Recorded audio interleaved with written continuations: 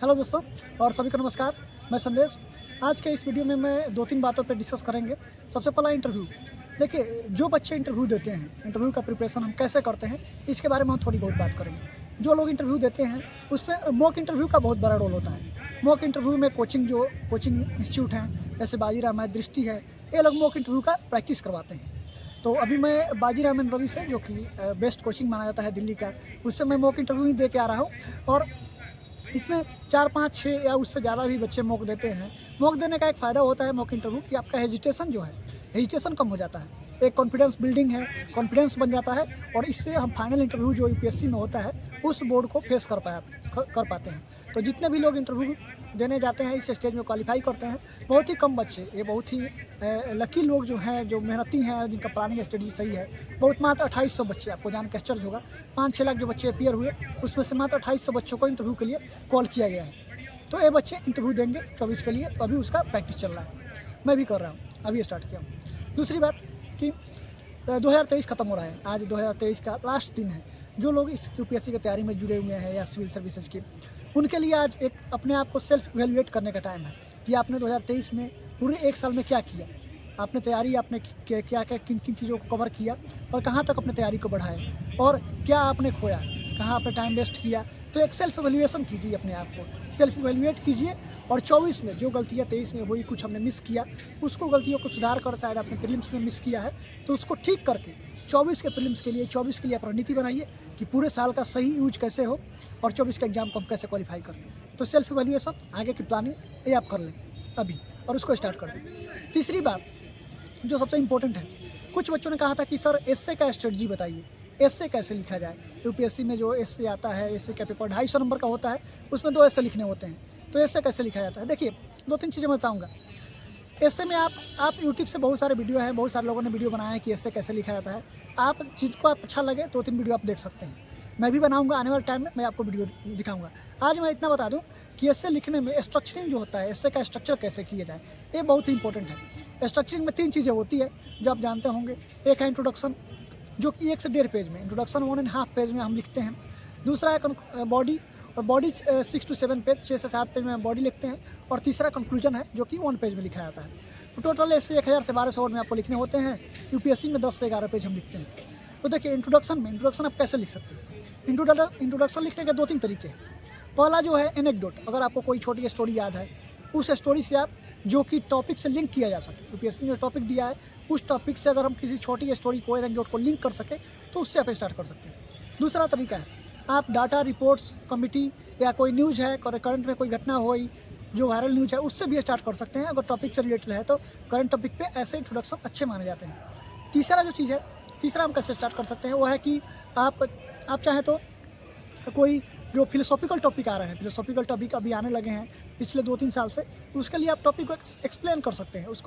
उसको डिकंस्ट्रक्ट करके उस टॉपिक को ही 1-1.5 पेज में एक्सप्लेन कर सकते हैं कि इससे आप क्या समझते हैं, टॉपिक से आप समझ क्या पा रहे हैं। इसमें एक एग्जाम्पल आप देंगे तो वो इंट्रोडक्शन भी अच्छा हो जाएगा। तो ये सब चीज़ें इंट्रोडक्शन ऐसे आप लिख सकते हैं। दूसरी बात, बॉडी लिखने के कई तरीके हैं, लेकिन जो सबसे फेवरेट तरीका है जो भी लोग लिखते हैं, उसमें है कि हम कई डायमेंशन, मल्टी डायमेंशनल लिखते हैं। जैसे social dimension, political dimension, historical, environmental, ऐसे ग्लोबल डायमेंशन, 5-6 डायमेंशन को कवर करते हुए हम बॉडी को कंप्लीट करते हैं। इसमें हर डायमेंशन से मेरा कोशिश वही होता है हमारा कि हर डायमेंशन से 4-5 एग्जाम्पल लाएँ, अच्छे एग्जाम्पल, जिससे हम टॉपिक को प्रूफ कर पाएँ, उसको एक्सप्लेन कर पाएँ। उस टॉपिक को प्रूफ करने के लिए हम हर डायमेंशन से 5-6 एग्जाम्पल आते हैं, और जैसे सोशल, पॉलिटिकल, हिस्टोरिकल, और ऐसे हम बॉडी लिखते हैं जो कि 6-7 पेज में हमारा बॉडी होता है। एक अच्छे से लिखने के लिए आपके पास 20 से 25 एग्जाम्पल्स होने चाहिए, तो आपका ऐसे बहुत ही अच्छा माना जाएगा। दूसरा, वैल्यू एडिशन कर सकते हैं। जैसे आप कुछ कोट डाल सकते हैं, कुछ जो ग्रेट पर्सनालिटीज़ हैं, महात्मा गांधी हैं, विवेकानंद हैं, या फिर महात्मा बुद्ध हैं, ऐसे लोगों के आप कोट, कुछ जो टॉपिक से आप रिलेट कर पाएँ, जो रिलेवेंट लगे कि सटीक है, वहाँ वो आप 4-5 कोट आप लिख सकते हैं एक एस्से में। इससे आपके नंबर बढ़ जाएंगे। तीसरी बात, कंक्लूजन कैसे करें। कंक्लूड करना एक चैलेंज होता है कि आप कैसे कंक्लूड करें। तो देखिए, कंक्लूजन का सही तरीका जो है कि अगर आप प्रॉब्लम के साथ डील कर रहे हैं, तो आप वहाँ पे सॉल्यूशन बताएंगे कि इस प्रॉब्लम को कैसे हम ख़त्म कर सकते हैं। ऐसे आप कंक्लूड कर सकते हैं। गवर्नमेंट स्कीम, सरकार ने क्या स्टेप्स लिए हैं, उस पर भी आप कर सकते हैं कि सरकार ने जो स्टेप्स लिए हैं इस समस्या को समाधान के लिए, वो आप कर सकते हैं। दूसरा है कि आप आप फ्यूचरिस्टिक कंक्लूजन भी दे सकते हैं कि अगर ये सब स्टेप्स नहीं लिए गए तो क्या हो सकता है, इसके नेगेटिव परिणाम होंगे, ये सब भी है।